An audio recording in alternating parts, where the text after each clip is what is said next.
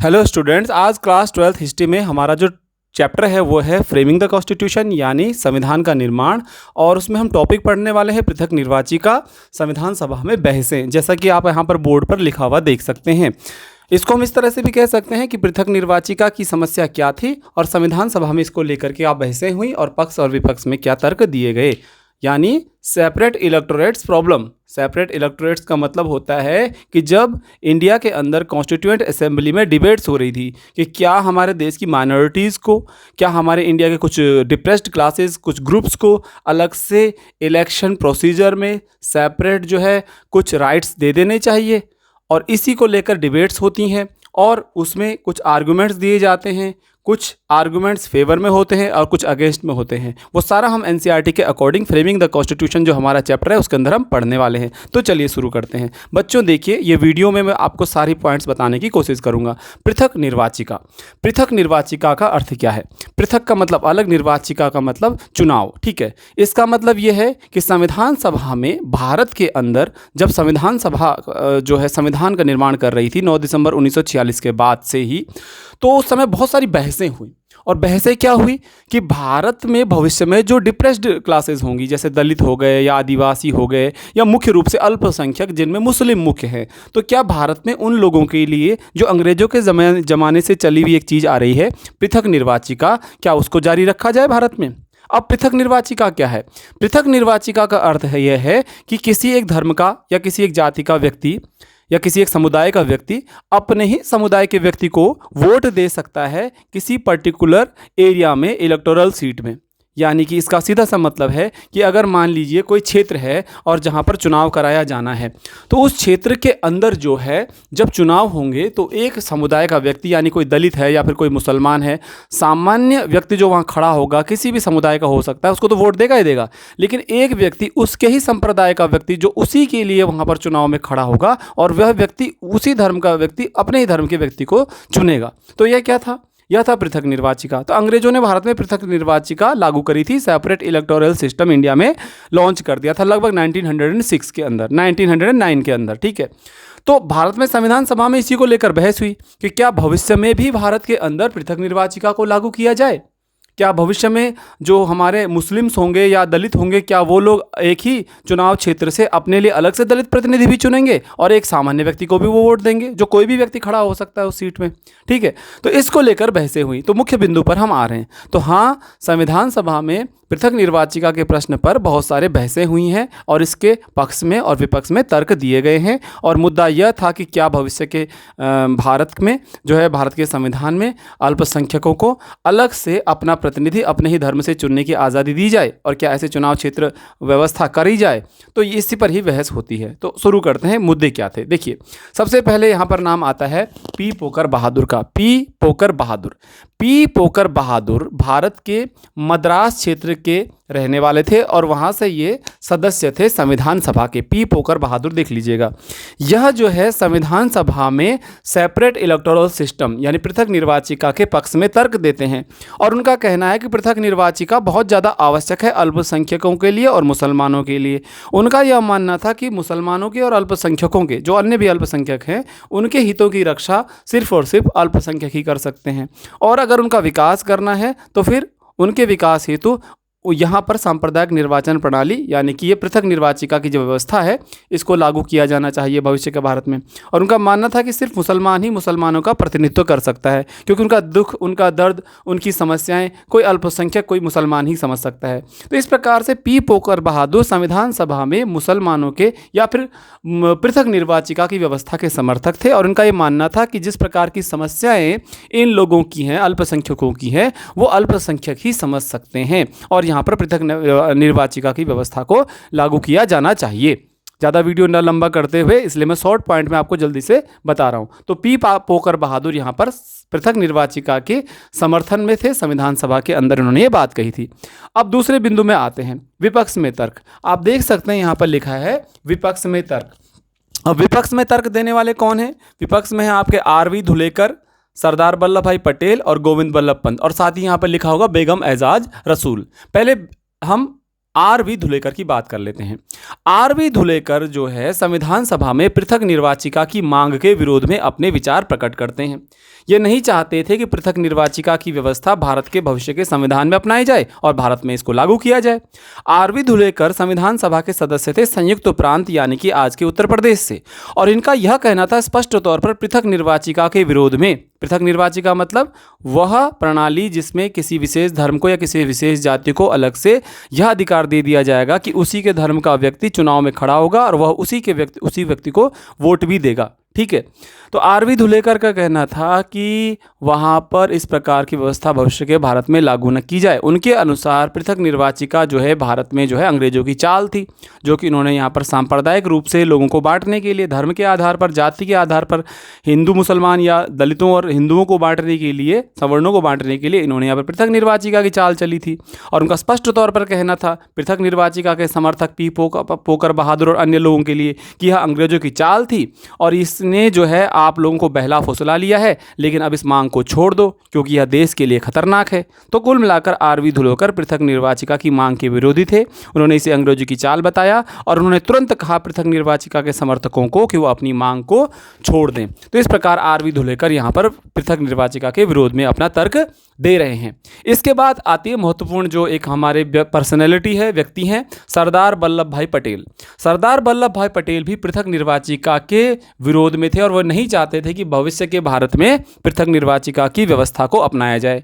सरदार वल्लभ भाई पटेल का कहना था कि पृथक निर्वाचिका जो है यानी अलग से किसी धर्म को या किसी जाति को यह अधिकार देना कि किसी चुनाव क्षेत्र में वह सिर्फ अपने जाति के व्यक्ति के चुनाव में खड़े होने पर वोट देंगे और यह व्यवस्था वहाँ बनाई जाए, तो उन्होंने इसका विरोध किया। उनका क्या कहना था? उन्होंने कहा पृथक निर्वाचिका जहर के समान है, विष है, और यह जहर जो है अंग्रेजों ने भारत में फैलाया था क्योंकि वो भारतीयों का फ़ायदा उठाना चाह रहे थे फूट डालो और राज करो की नीति के तहत। जब वल्लभ भाई पटेल का कहना था कि भारत के अंदर जो हिंसा है, रक्तपात है, अशांति है, विभाजन का जो हो चुका है भारत का 2 टुकड़ों में, वो सब कुछ पृथक निर्वाचिका के कारण है। क्योंकि अंग्रेजों ने भारत में क्या किया था? अंग्रेजों ने क्या किया था भारत में? जब तृतीय गोलमेज सम्मेलन हुआ था तो इंग्लैंड के प्रधानमंत्री मैकडोनाल्ड्स थे और उन्होंने घोषणा की थी कि भविष्य के भारत में हर समुदाय का व्यक्ति एक ही क्षेत्र में, भले वो चुनाव क्षेत्र में रहते हों, अपने धर्म के व्यक्ति अनुसार अपने व्यक्ति का चयन कर लेगा। जैसे कि एक विशेष क्षेत्र है, वहाँ पर हिंदू भी, सिख भी और मुस्लिम भी रहते हैं, तो एक तो ऐसा व्यक्ति उस क्षेत्र से चुना जाएगा जो सबका प्रतिनिधित्व करेगा, लेकिन एक व्यक्ति ये होगा दलितों का अलग से प्रतिनिधित्व करेगा और वो किसी विधायिका में बैठेगा, किसी संसद में या विधानसभा में उस समय में बैठेगा। ये व्यवस्था मैकडोनाल्ड्स अवार्ड में 1930 के बाद तृतीय गोलमेज सम्मेलन में निर्णय लिया गया था। ठीक है, खैर यहाँ पर सरदार पटेल भविष्य के भारत में पृथक निर्वाचिका यानी अल्पसंख्यकों के लिए, दलितों के लिए, जो पिछड़े लोग हैं उनके लिए पृथक निर्वाचिका यानी अलग चुनाव क्षेत्र के विरोधी हैं। उनका मानना है जहर है, इससे देश में हिंसा फैली है, पहले भी रक्तपात हुआ है, अशांति फैली है और भारत का विभाजन ही पृथक निर्वाचिका के कारण हुआ है। भारत में हिंदू और मुसलमान को अलग करने के लिए ही अंग्रेजों ने चाल चली थी कि चुनाव क्षेत्र अलग बनाए जाएँ, मुसलमानों का अलग प्रतिनिधित्व होगा। ठीक है, तो अंग्रेजों की चाल यहाँ पर सरदार वल्लभ भाई पटेल बताते हैं। और अगर आप एनसीईआरटी की बुक देखेंगे तो वहाँ पर लिखा भी होगा कि अंग्रेज चले गए लेकिन शरारत का बीज बो गए। अंग्रेज तो चले गए लेकिन शरारत का बीज बो गए जाते जाते, और वो शरारत का बीज बाद में कहीं ना कहीं भारत का विभाजन भी बना और भविष्य में आज भी समस्या बना हुआ है। तो यहाँ सरदार वल्लभ भाई पटेल के विचार हमको देखने को मिल रहे हैं। और बहुत सारे राष्ट्रवादी जो थे, क्योंकि वो देख रहे थे कि देश का विभाजन हो चुका है, तो वो भी बहुत गुस्से में चल रहे थे कि भाई देश के पहले टुकड़े हो चुके हैं, अब अलग अलग चुनाव क्षेत्र धर्म के आधार पर, जाति के आधार पर दे देंगे कि हाँ अपने ही धर्म का व्यक्ति, अपनी ही जाति का व्यक्ति अपनी ही व्यक्ति का चयन करेगा वोट दे करके इस प्रकार की व्यवस्था में, तो वो गलत होगा। तो ये व्यवस्था है। तीसरे महत्वपूर्ण व्यक्ति आते हैं, वीडियो को ज़्यादा लंबा न करते हुए, गोविंद बल्लभ पंत। गोविंद बल्लभ पंत जो संयुक्त प्रांत से ही, और एक कांग्रेस के थे और संयुक्त प्रांत से ही संविधान सभा के सदस्य थे। इनके 4 प्रमुख विचार थे मुख्य रूप से। एनसीईआरटी में आपको काफ़ी डिटेल्स मिल जाएंगी। गोविंद बल्लभ पंत का कहना था कि पृथक निर्वाचिका जो है वो अल्पसंख्यकों के लिए ही खतरनाक है, यानी अल्पसंख्यकों के लिए खतरनाक है, अल्पसंख्यकों के लिए खुद नुकसानदायक है यह मांग पृथक निर्वाचिका की। क्यों? क्योंकि अल्पसंख्यक जो है हमेशा के लिए समाज से कट जाएंगे, मुख्य धारा से कट जाएंगे। या कुछ ऐसा होगा कि अल्पसंख्यक किसी खास बड़े कमरे से छोटे कमरे में बंद कर दिए जाएं और इस बड़े कमरे से उनके बीच हवा भेजी जाए, तो यह हमेशा के लिए हवा पर जो अल्पसंख्यक इस छोटे कमरे में है बड़े कमरे पे निर्भर हो जाएंगे। और पृथक निर्वाचिका की समस्या उन्हीं के लिए खतरनाक है, किसके लिए? अल्पसंख्यकों के लिए। उनका विकास नहीं हो पाएगा, सीमित दायरे में रहेंगे, मुख्य धारा में नहीं आ पाएंगे, बहुसंख्यक कभी नहीं बन पाएंगे। दूसरी बात है, यह आत्मघाती मांग है। देखिए, गोविंद बल्लभ पंत ने कहा कि जो मुस्लिम्स हैं या अल्पसंख्यक जो हैं, जो भी हैं इस देश में, उनके लिए खुद आत्मघाती है यह पृथक निर्वाचिका की मांग, कि वो अपने धर्म के प्रतिनिधि व्यक्ति को चुनेंगे प्रतिनिधि के रूप में और संसद में या विधायिकाओं में भेजेंगे। यह आत्मघाती होगा, उनका मानना था, और इससे उनको प्रतिनिधित्व भी नहीं मिलेगा, हो सकता है उनको सम्मान भी न मिले। तो ये गोविंद बल्लभ पंत के विचार हैं। तीसरा, गोविंद बल्लभ पंत का विचार ये था कि शक्तिशाली देश बनाना है तो उसकी उन्नति में बाधक है क्या? पृथक निर्वाचिका। देखिए, अगर देश शक्तिशाली बनाना है, एकजुट बनाना है, तो इस प्रकार से विभाजन करना सही नहीं है, धर्म के आधार पर, जाति के आधार पर। तो गोविंद बल्लभ पंत के अनुसार लोगों को एक नागरिक के तौर पर सोचना चाहिए, न कि एक समुदाय, न कि केवल धर्म के बारे में, न केवल जाति के बारे में। उनको ये सोचना चाहिए कि हम नागरिक हैं। और देश में अगर देखा जाए तो जो अगर पिरामिड है, एक लोकतंत्र में एक पिरामिड होता है जिसमें कि सबसे निचले सिरे पर भी एक नागरिक होता है, सिटीजन होता है, टॉप पर भी सिटीजन होता है। यानी नागरिक ही आधार है, नागरिक ही सर्वोच्च है। यह गोविंद बल्लभ पंत का कहना था। तो शक्तिशाली देश की उन्नति में जो है पृथक निर्वाचिका जो है एक बाधक है, क्योंकि नाम ही पृथक निर्वाची है, सेपरेट इलेक्टोरेट है, और सेपरेट इलेक्टोरेट में ही अपने आप में सेपरेशन छुपा हुआ है। लोगों के अंदर अलग होने की भावना आ जाएगी अगर उनको हम पृथक निर्वाचिका दे देते हैं। बल्कि अगर एक सामान्य चुनाव क्षेत्र ही दिया जाए, वहीं पर चुनाव लड़ें और वहीं पर व्यवस्थाएं बनाई जाएं। ठीक है, तो गोविंद बल्लभ पंत की मांग, और हमेशा के लिए कट जाएंगे, मुख्य धारा से अल्पसंख्यक हमेशा के लिए कट जाएंगे, यह गोविंद बल्लभ पंत का कहना था। तो प्रमुख बिंदु मैंने आपको बता दिए। अब संविधान सभा में ज़्यादातर जो है आपके राष्ट्रवादी विरोधी हैं पृथक निर्वाचिका के। उनको डर सता रहा है कि जिस प्रकार से भारत में मुस्लिम्स को और या सिख हो गए या कुछ क्षेत्रों में मराठों को अधिकार दे दिए गए थे कि भाई वो अलग से अपना प्रतिनिधि चुन लेंगे विधायिकाओं के लिए, संसद के लिए, विधान परिषदों के लिए, अपने ही धर्म के व्यक्ति को वो वोट देंगे। जैसे एक चुनाव क्षेत्र है, वहाँ हिंदू भी रहते हैं, मुसलमान भी रहते हैं। होता क्या है, आज वहाँ पर एक ही व्यक्ति खड़ा होता है किसी भी धर्म का, और सब वोट देते हैं किसी भी धर्म के हों। लेकिन अंग्रेज़ों की चाल ये थी अपने ज़माने में, ब्रिटिश पीरियड में, कि एक ही चुनाव क्षेत्र जब होता था, एक ही चुनाव क्षेत्र जब वहाँ पर हुआ करता था, तो वहाँ पर क्या होता था कि समस्याएं किस तरह से काम करती थी? समस्याएं इस प्रकार से काम करती थी कि मुसलमान अपने प्रतिनिधि का चयन खुद करेगा और हिंदू अपने प्रतिनिधि का चयन, तो सामान्य सीट में तो सब एक व्यक्ति के प्रतिनिधि के लिए वोट देंगे, लेकिन मुस्लिम का भी एक अलग से प्रतिनिधि जाएगा विधायिका में उसी सीट से। यानी कि दो प्रतिनिधि हो रहे हैं, एक तो सामान्य सबका प्रतिनिधि है ही, मुसलमान का भी है, दलित का भी है, लेकिन दलित उस क्षेत्र से सिर्फ एक दलित भी खड़ा होगा, एक मुसलमान भी खड़ा होगा, जो सिर्फ अपने प्रतिनिधि का चयन करेंगे। ये व्यवस्था अंग्रेजों के समय में थी। तो यही तो कहना है गोविंद बल्लभ पंत का कि अल्पसंख्यकों के लिए खतरनाक है, आत्मघाती है, अल्पसंख्यकों के लिए शक्तिशाली देश बनाना है तो उन्नति में बाधक है, और हमेशा के लिए मुसलमान अल्पसंख्यक देश की मुख्य धारा से कट जाएंगे, और लोगों की नागरिक की तरह सोचना चाहिए, न कि केवल जाति और धर्म के बारे में।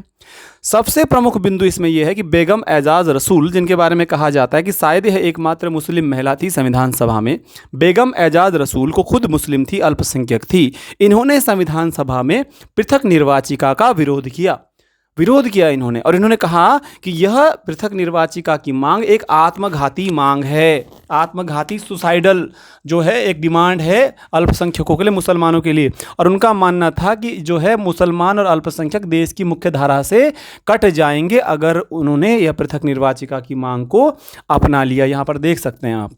तो इस प्रकार से मैंने बहुत सारे बिंदुओं को समेटने की छोटे से वीडियो में जल्दी कोशिश की है कि ज़्यादा समझाने की कोशिश करता तो डिस्क्राइब ज़्यादा करना पड़ता और वीडियो लंबा हो जाता। तो कुल मिला के आप पॉइंट्स देख सकते हैं। प्रश्न यह है, पृथक निर्वाचिका क्या थी, संविधान सभा में इसको लेकर क्या बहसें हुई? तो आप लिखेंगे पृथक निर्वाचिका एक ऐसी समस्या थी जिसको लेकर संविधान सभा में बहुत बहसें हुई, जिसमें कि यह मांग रखी गई कुछ लोगों के द्वारा कि भारत में भविष्य में अल्पसंख्यकों के लिए, पिछड़े लोगों के लिए अलग से निर्वाचन क्षेत्रों की व्यवस्था की जाए, पृथक निर्वाचन क्षेत्रों की व्यवस्था की जाए, जिसमें उसी जाति के या उसी धर्म के या विशेष अल्पसंख्यक वर्ग के लोग अपने ही विशेष वर्ग के व्यक्ति का चयन करेंगे और वोट भी देंगे, और सामान्य सीट में भी वो वोट देंगे ही देंगे। लेकिन इसको लेकर पी पोकर बहादुर ने तो अपना वक्तव्य दिया था, लेकिन इसके विपक्ष में मुख्य रूप से राष्ट्रवादियों ने अपनी बात रखी, जो देश प्रेम की भावना जिनके अंदर ज़्यादा थी। उन्होंने बोला नहीं, पृथक जो है निर्वाचिका गलत है, जिनमें प्रमुख रूप से आर.वी. धुलेकर, सरदार वल्लभ भाई पटेल, गोविंद बल्लभ पंत और बेगम एजाज रसूल जैसे व्यक्तियों ने, जो संविधान सभा के सदस्य थे, पृथक निर्वाचिका की मांग का विरोध किया। और आज भारत के अंदर जो है जो चुनाव होते हैं, मैं दोबारा से बता दूं, चुनाव होते हैं, वहाँ पर SC यानी शेड्यूल कास्ट, ST यानी शेड्यूल ट्राइब, इन लोगों के लिए विधानसभाओं में और लोकसभाओं में आरक्षण की व्यवस्था तो है, लेकिन पृथक निर्वाचिका नहीं है। यानी आपने देखा होगा कि विशेष निर्वाचन क्षेत्र जब होता है तो वहाँ सीट आरक्षित कर दी जाती है, और जितने मतदाता किसी भी धर्म, किसी भी जाति के वहाँ रह रहे हों, उन सबको उस विशेष जो वहाँ पर लोग चुनाव में खड़े हैं, उन्हीं को मतदान करना पड़ता है, उन्हीं में से किसी का चयन करना पड़ता है। कोई विशेष धर्म के व्यक्ति को कोई व्यक्ति जो है वहाँ पर निर्वाचन क्षेत्र में अधिकार नहीं दिया गया है कि एक ही चुनाव क्षेत्र से दलित भी खड़ा हो रहा है और उसको सिर्फ दलित ही वोट देगा, ऐसी व्यवस्था नहीं है, पूरा सीट ही रिजर्व्ड है। ठीक है, तो इस मुद्दे को यहीं पर समाप्त करते हैं। आपको कहीं पर कोई समस्या हुई हो, समझ में ना आया हो, तो प्लीज़ मुझे कमेंट करके बताएं कहाँ गलती रह गई है, और वीडियो में कमी रह गई हो तो मुझे ज़रूर बताएं, ताकि आगे के वीडियो में मैं सुधार कर सकूं। यह प्रश्न आपके बोर्ड एग्जामिनेशन के लिए 6 मार्क्स के लिए इंपॉर्टेंट है, और समझाने के लिए मैंने पर्याप्त प्रयास किया है। धन्यवाद मेरा वीडियो देखने के लिए, और कमेंट करके ज़रूर बताएं। Thank you.